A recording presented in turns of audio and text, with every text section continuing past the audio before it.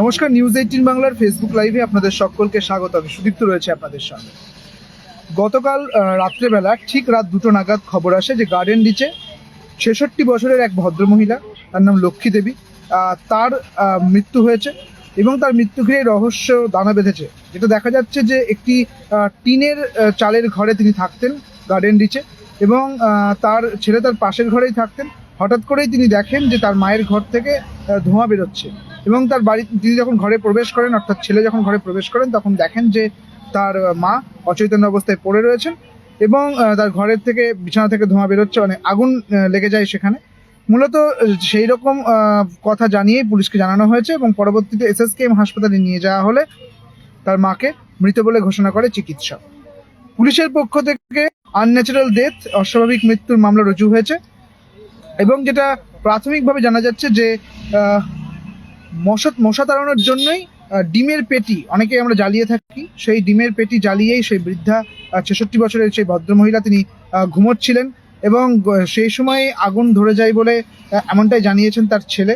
তবে ঠিক কী কারণে, আদৌ এইটি কারণ কিনা এই মৃত্যুর পেছনে, নাকি এর পিছনে অন্য কোনো কারণ রয়েছে, তা কিন্তু খতিয়ে দেখছে গার্ডেন রিচ থানার পুলিশ।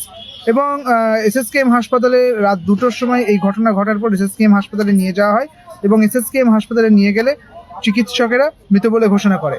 তার ছেলের পক্ষ থেকে যে বয়ান দেওয়া হয়েছে সেখানে বলা হয়েছে একেবারে পরিষ্কারভাবে যে তার মা প্রায়শই বা প্রতিদিনই এই ডিমের পেটি জ্বালিয়েই ঘুমোতেন, মশা তাড়ানোর ধূপ হিসেবে ব্যবহার করতেন এই ডিমের পেটি, যা অনেকেই ব্যবহার করে থাকে।